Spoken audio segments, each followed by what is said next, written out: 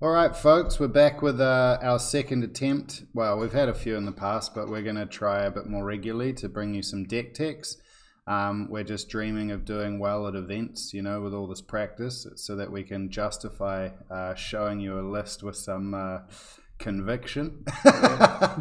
James is here to prompt me on a few things if I just ramble or, you know, can ask those questions that some of you may want to ask.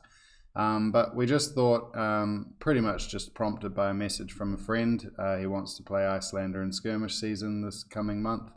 And he was like, what were you playing on Sunday at the skirmish in Auckland when you top 8'd randomly?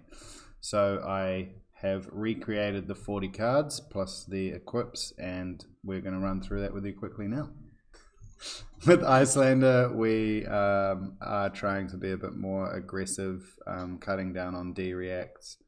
If I'm being brutally honest, I played the list that float around a bit, as I said in the last CC video we did with Iyslander, and I was pulling off like the plan, getting out frost hexes, doing some blocking, you know, comboing a big thing here, you know, trying to get to that, and it just didn't work. Like, I'd die on the opponent having 20 life. So we're kind of bringing it back to a bit more of a tempo-y, damage both turns, you know, non-attack arcane spells from Arsenal, Waning Moon for 3, red arcane on your turn, Waning Moon for 2, etc.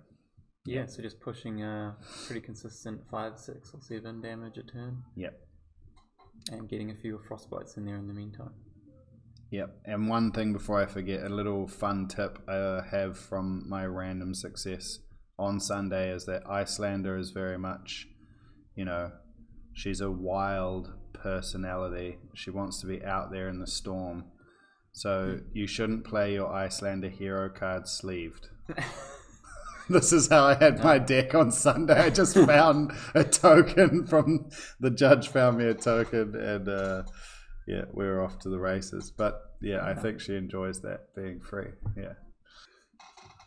Let's talk about some of the equipment then you ran. You've got a bit less than 10 equipment there, or the maximum amount anyway. Yeah, so again, I mean, to be honest, I was in a bit of a rush. Like, I didn't know whether I'd play or not. It was Sunday, we weren't looking as busy, and I had a CC Iyslander, so but I just find like Storm Striders is every game. Like, you don't play without it. Kind of like Kano. Like, what else are you going to put in instead? So, and then contrary to popular belief or opinion, I play Skullcat in every matchup.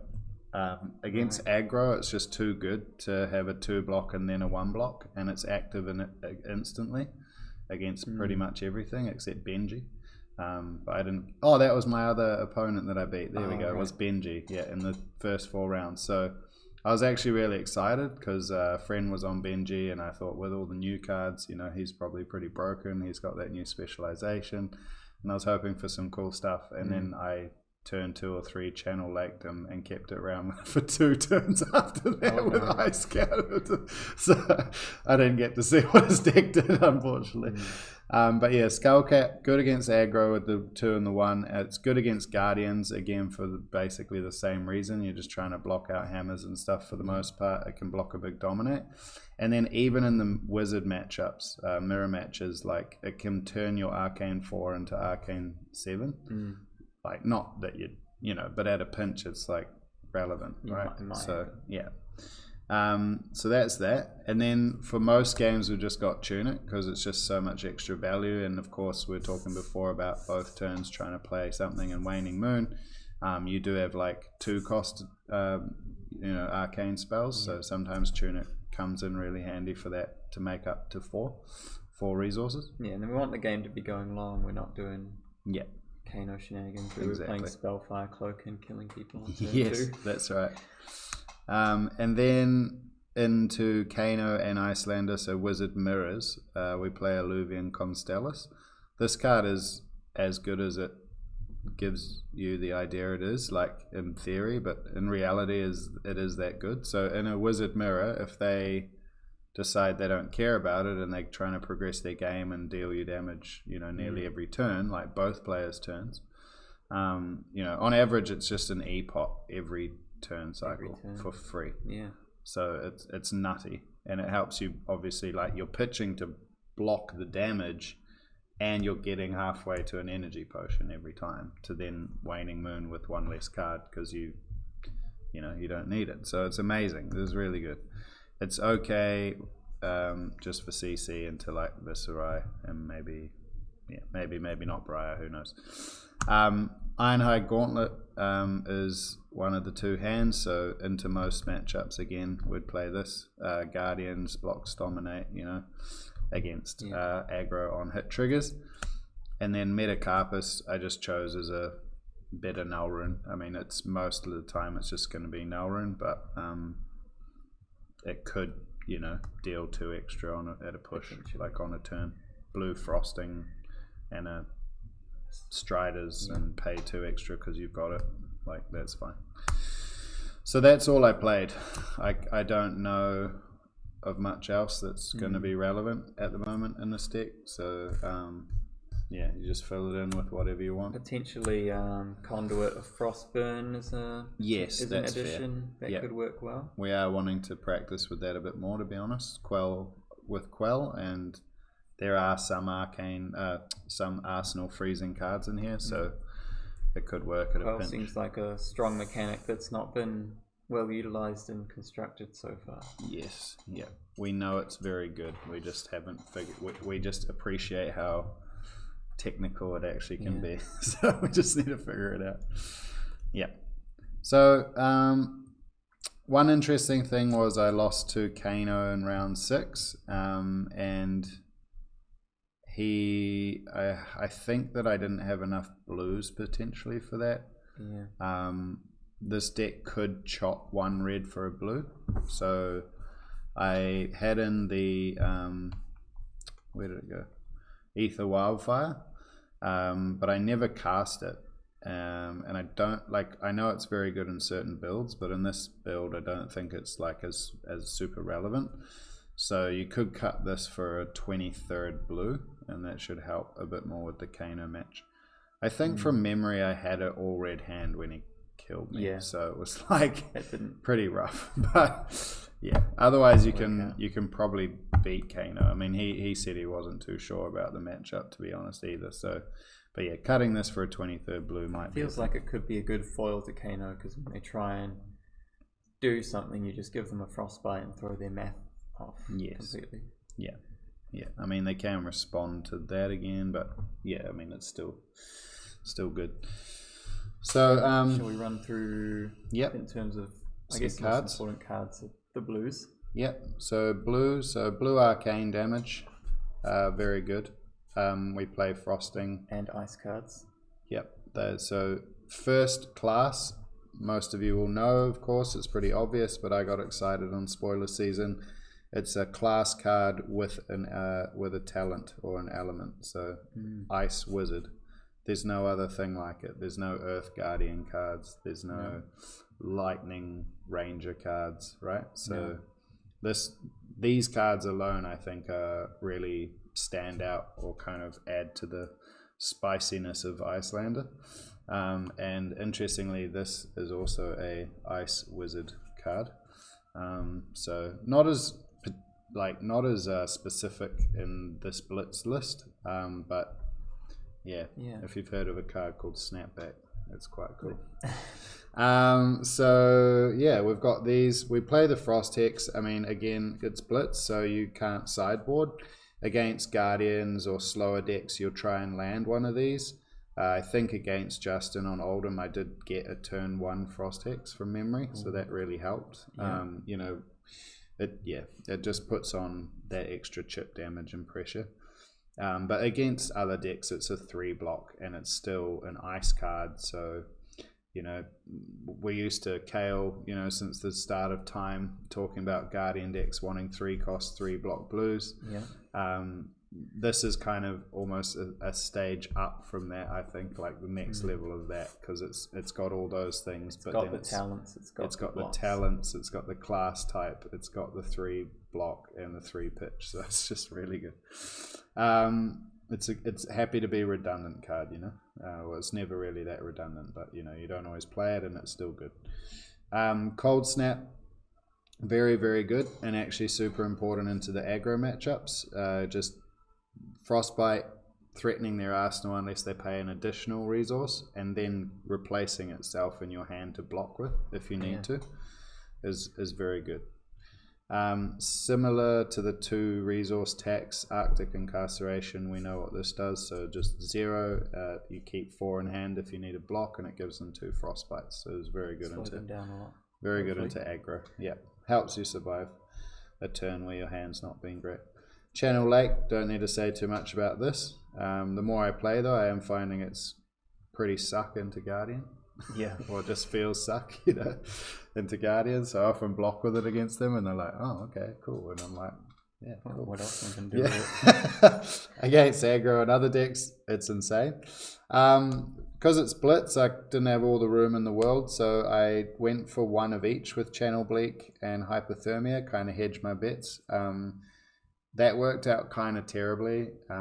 Just for that day, like every time I wanted to have Bleak in my arsenal, it was Hypothermia, and every time I could do with a Hypothermia, it was a Bleak expense. So it was just a bit unfortunate. But yeah, potentially for what Blitz is doing, like, yeah, I don't know. I'd have to know the meta a bit better. Like maybe both of them are not even that great. Like this is very good against like Lexies, Briars, you know, which maybe there's not that many.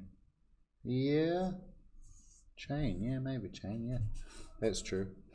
But Bleak's probably better against more decks, you know, it hits like the Belittle and Art of War and stuff. So yeah, maybe it's just too Bleak could be more impactful than a Hypothermia would. Yeah, although Hypothermia just says your turn is over. Yeah, if they're inclined.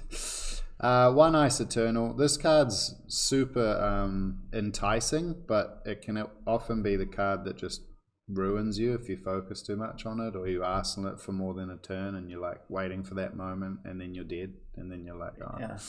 So I think, you know, so far I think, and from the weekend, like maybe I played it once or twice, like I think you often have to just be happy to play it for like X's 4, you know, or like 4 total, X's 2, you know, a blue and tunic or something like that. Show them an ice, keep that for your arsenal, whatever. Does a couple damage, makes a couple frostbites. Again, though, into the slower matchups, if you stuck a Frost Hex against a Guardian or something like that, this card it makes it obviously a lot better. But even then, don't be too baited by it. Brain Freeze, it's not a card I would... I mean, interestingly, Icelanders, you know, a lot I've seen, we talked about earlier, going for all this kind of defensive stuff and blocking and like trying to get these combos and, you know, doing damage all in one go. I didn't see them playing Brain Freeze. Brain Freeze doesn't do damage, but it just makes your opponent on an aggro deck have a 3-card hand. So, just a straight 1-for-1, basically. 1-for-1, and turns on Waning Moon for 3 if it's their turn. So it's pretty good. Yeah, again, like, I mean, most aggro decks have 0 attacks, 0 cost attacks, right? So yeah, pretty nice. Aether Ice Vein, don't need to say a lot. It's often just a blue pitch 3 block, to be honest. But if they're an aggro deck and they present and they have less than 3 arcane, or they're just playing a bit overzealous and you know they're not respecting arcane that much, they can just force, again, the ending of a turn. If you play it out of here and they have like a floating and 1 card left or something, it's kind of just like, well, yeah, you're either gonna, you can't attack me with that last card, basically. So it's okay, but the 3 cost is a bit much sometimes out of Arsenal into aggro. Blue Energy Potion, just 1. Blue Energy Potion. Energy Potion, just 1. It doesn't block, so in Blitz is a bit of a liability to have, I think, more than 1. But it's a nice card if you get it on the draw or, you know, whatever. Interesting and fun interaction. Put this in Arsenal. Play it end of turn. Waning Moon. Sack it. Waning Moon with itself for 3. So it's free Waning Moon. Boom. Free 3 damage. Done. Speed. Yeah, not bad. Scour, we like this card against Viscerize, although that's Or banned not in in Blitz. Yeah, true. So for Prism, though, is probably where I would have put one in for. So Prism, this can blow up. And Chain. Getting rid Chain, of Soul shackles. Yeah, that's true. So I did play Chain in round 5 against Jason Thompson Sheck. JTS as he's known here. Very good player, and played a lot of Chain as well. So I wasn't super confident today. I was like, how do I play this? I played Chain and Blitz maybe 6 months or more ago. So and he had some tech in there, like turn 1 he pitched these cards that were from like the new Dorinthia decks. I was like, God, okay, I'm up for it. He's got something going on. And it did come up that I drew this, or I had this, and I was looking at his shackles, but I was like, oh, maybe it's better, like maybe I can end up fatiguing him, but then I didn't stick to fatigue, and then he ended up killing me because I just tried to do the back and forth and chip him down, and he just chained me. But a note to anyone playing this, I do think that actually you can probably get pretty close to fatiguing Chain, to be honest, with this deck. It's a lot of 3 blocks. A lot of 3 blocks, and just, you know, ice them up along the way, and maybe they can't actually get through. And like when they get the sword off, you can just storm stride. Potentially just get them to die to blood debt. Yeah, exactly. Yeah. So not like full fatigue, but like hopefully they just die to blood debt, right? So this round's on me has been really good into Fi in general, and I figured some people would play Fi at least in this early stage. I didn't play against one, so it was not great, but yeah, again, if you're not playing it into a specific match like that, you just probably block with it or pitch it. So yeah, those are the blues. That's 22 there, should be. Could make room for a 23rd. What would it be? Maybe this Bleak Expanse. Maybe just another 3 block, because you are getting heavier on 2s. So yeah, just got to see. It's good to be able to efficiently block in the Blitz format, so that you're not gonna 100% get hit by a breakpoint. Yeah, in honesty, it could even be 1 blue Sigil of Permafrost potentially. Like that card's pretty good at ending turns. So reds, we've got Aether Hail and Ice. Very good. 1 for 4. So Scalding Rain, but it can fuse and it can keep Channel Lakes alive. Again, Voltic Bolt red, but Ice Bolt. And 1 Frosting. This is just 0s for 3 are actually really good in this deck. Like you can block a couple cards, you know, maybe played 1 out, pitched Waning Moon, block with a card, and then on your turn just like 3 them for 0. Yeah. And if you want a Waning Moon, or you can Waning Moon, you do, and if you don't, you just Arsenal a blue, but you're still chipping for 3, and hopefully if they don't lose a card, they're taking damage. So it's pretty good. So these are ice and these are ice. So you got 2, 4, 6, 8, 10, 14, 19 ice cards in a 40 card deck. So about half, so it's pretty safe. Freezing Point. This is, we've learnt and discovered, this is sort of just really the, can become the Fork Lightning of... The big hitter. It's the Fork Lightning of Iyslander. So yeah, you play out 1 Frost Hex, or you know, get a turn with this with Striders where you're giving them some Frostbites, and it just does a load of damage. So it's pretty good. Have to have it. Blocks 3 if you can't play it, that's fine. Aether Ice Vein, again, this card's brilliant. It strips a card from hand. It goes over most Null Rune suites at 5. Whether they block or not, they lose a card at minimum. Yeah. And sometimes they try to block and they still lose a card and they take like 2 damage. So it's actually really good. The only downside is 3 cost again, but going second, if you get put second and then you have this or hold on to this and a nice card, it's pretty nice. Sigil of Permafrost. This card is very, very good. One of my opponents thought that if I hit them with Arcane, it made 1 Frostbite. So it definitely makes as many Frostbites as that Arcane damage, Arcane source deals you in damage. So yeah, Waning Moon on their turn after this is 3 Frostbites potentially. And again, when you have a Frost Hex out, it's just extra good. Or block with this and then snap into this is incredibly good. So that's nice. So yeah, the 23rd blue could even be a blue of that, just to slow down some of the aggros. In case is an interesting one.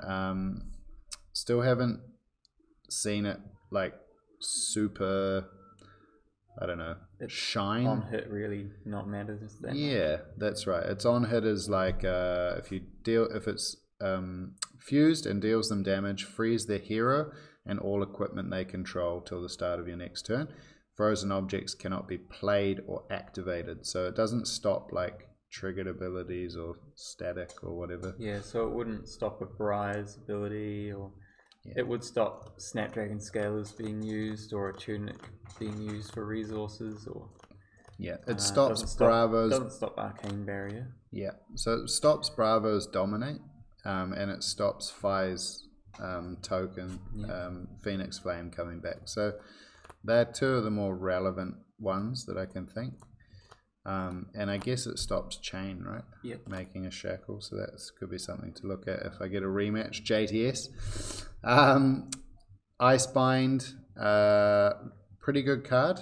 If they're arsenaling often, or most decks probably do arsenal, especially more so against an Iyslander deck, because they'll be like, I'll just do this, and then I'll save this for a bigger turn, and then you just come down, show them an ice card, 0, show you this, 3, if you take any of that, your arsenal's frozen till the next turn.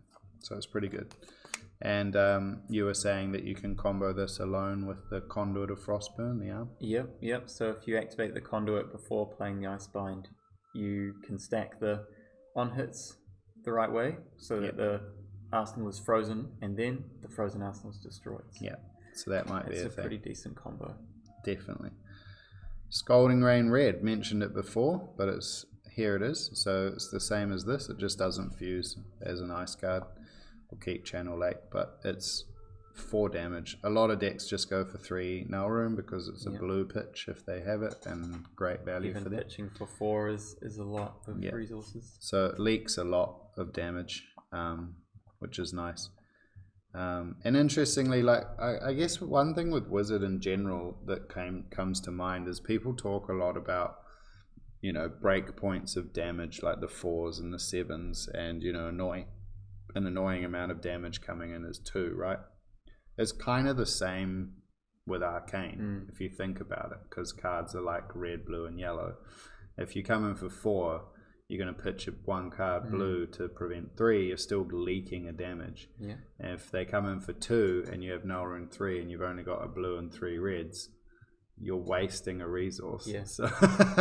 So going like 4 into Waning Moon for 2 is actually really powerful. I think better than people give credit for. Second to last card, we talked about it before, Ether Wildfire. I didn't play it out as such, mainly because in most cases freezing point's kind of going to take the Strider's spot, but it obviously can be nuts, like if you just have, I don't know, if you have like the blue Ether Hail and Arsenal or something as well, and they overextend, and it's kind of extra damage than that may have been. So it's an interesting one. You got to try it out. It's obviously better in CC if you can snap back on it as well. Yeah. In Iyslander. Yeah. And then the lucky last, which honestly is no joke, such a good card in this deck. Best card in the deck. Potentially best card in the deck. Yep. Nourishing Emptiness. This card is like, wow. In a Wizard deck in general, but especially in Wizard in Blitz, general, where people are just gonna always have the Null Rune equipped. Yeah, true. They're never gonna be able to block it. Yep, that's true. Because you got 12 spots, so you're like, oh, I'll put 4 Null Rune in my deck. Yeah. Play 3 or 4 of them against any Wizard. Nourishing Emptiness is just like the nuts. Like we were saying earlier, the Null Rune can't block it. Also, I guess in Blitz it's almost potentially, though, interestingly, it might be like there are decks that play obviously main deck D-reacts, so occasionally you do get like But it's blown not out like by they're it. going to Arsenal a defense reaction against a wizard anyway. No, that's true. So So it's just they're Guardian never going to sometimes. be able to block it all. Guardian D-Rex, yeah. But no, it's very, very good. Like most times when I've played that, I'm winning, like within a turn or two after. Yeah. Or at least, playing that and then like the game just feels over, even if it takes 4 turns. Yeah, and it's obviously, yeah, the best thing is if you have if you can keep 3 cards, or if you already have a blue Arsenal and you block with 2 cards and you just keep this in a blue and you play it and then you have Arsenal in 5. It's just like nuts. Yeah, Crazy. so that's about it. But as we said, like this potentially could just go into a blue.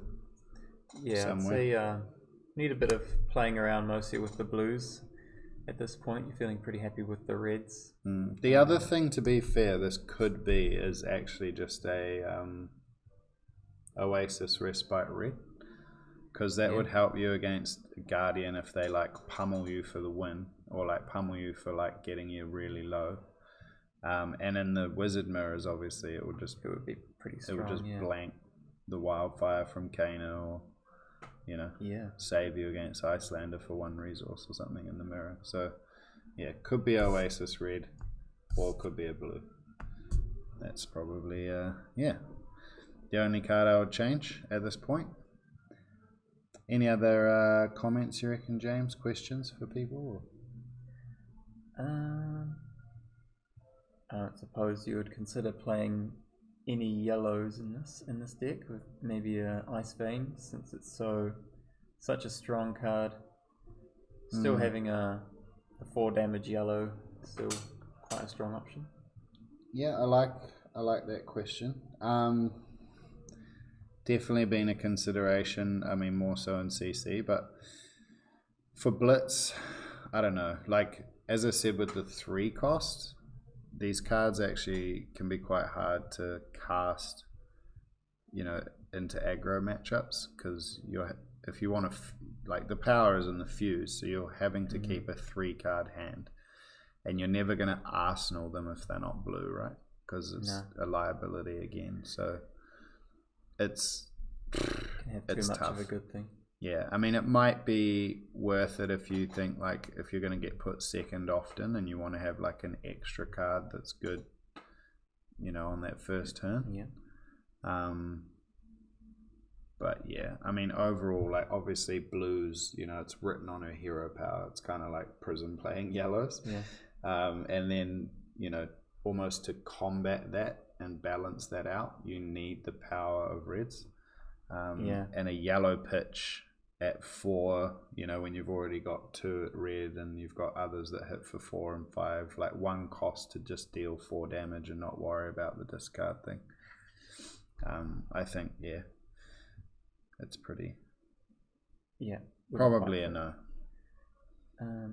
So thinking about the number of blues, you want to increase a little bit, but maybe that's the trap of Iyslander, is that she's based around blues, and people sort of forget that you need reds to close end out the game. games. Yeah. Well, I mean, at 22 and 18, I'm pretty happy. That's a bit more like what my Kanos would have been like. I mean, Kano, I think I used to play about 17 to 18 blues, but then at least 4, if not 5 yellows.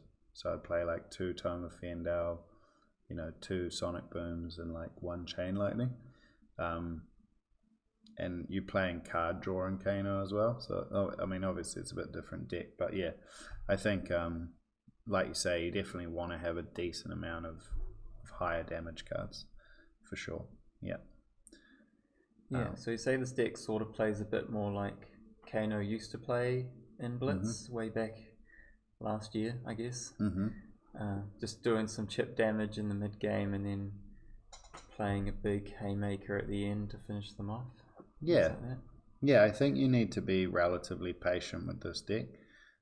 Obviously, unlike Kano, you can't just go casino style and like pitch blues and see what you get and just I killed you with 2 wildfires. So you do have to do a fair bit of like blocking and knowing what you want to block, and in half of those matches, conserve your life total. And just wait for the right moments. But again, with playing a fair amount of damage cards, you need to also take your opportunities to play these out. Some hands you might get Tunic to 3 on the next coming turn, and you're holding an Ether Hail or a Scolding. You just block with the 3 cards, keep your life up, and then you just Tunic and you hit them for 4. And you maybe still just have your arsenal there if it wasn't primed to play it. And another point as well that we're finding is that you don't want to leave or get stuck on a blue in your arsenal for more than probably 2 to 3 turns. Like, even if it wasn't opportune to play it, or like it's like a bleak expanse and they haven't played anything that's going to get blown out, you just have to get rid of it at some point. Like, you need to just, by second, third turn, you need to get it out, cycle that whole thing, and get something better into your arsenal, something generically better. Because whenever you play that thing that's there, you're still going to Waning Moon them then hopefully in that turn for 3. Yeah, because every turn you basically sandbag your arsenals, another turn you're not attacking with your weapon, essentially. Yeah. And this weapon is basically a pretty strong... Yeah. It's unassuming, but it's maybe one of the strongest weapons around at the moment. Yeah, I think it's very good. And also, sandbagging your arsenal means that you're actually just making your hero text blank. Yeah. So that's not ideal either. You're just encasing yourself by banking a card in your frozen. arsenal. She's frozen, which is ironic. Yeah, it is. So you don't want to do that. But give it a whirl. It's definitely good fun. See what you find. Any differences, let us know. And also shout out to the new light. So if you enjoyed the light on this video, please put it in the comments. Might sound like a joke, but legitimately, if you feel like the lighting quality was better, or if we've shone it in the wrong direction and we could change that for next time, let us know. We're always trying to improve the content, and we just bought ourselves a new toy, so we're trying it out. Yeah, 100%. And again, thank you, James, for making all this happen. You're the man. But have fun. Good luck in Skirmish Season, team. And we'll be back with some more games and everything else. And I guess a little spoiler alert. We are looking to hit a goal of our 1,000 subscribers. The channel's been around for long enough now that we should probably push to that 1,000 number. So we're not going to give you a load of free crap or click and bait people on the Facebook pages to do so, but we will come up with some stuff closer. But we want to have 1,000 subscribers by Christmas time. Maybe be a fantastic present. And maybe Christmas. Battle Santa will come out. Battle Santa. We'll be like, 1,000 subscribers. He'll dress you up as Battle Santa. He'll love it. Yeah. How about that? If we get 1,000 subs by Christmas, we'll all dress up and do an absolutely stupid video for you. That'd be good. Sounds great. Yeah, I think people would sub for that. Oh, I'm baiting you. All right, no. But if any of your friends aren't on, please send them in our direction. We'd love to share what we are doing with more people. But hope you enjoyed this, and we'll catch you on the next video. All right. See you next time. Cheers.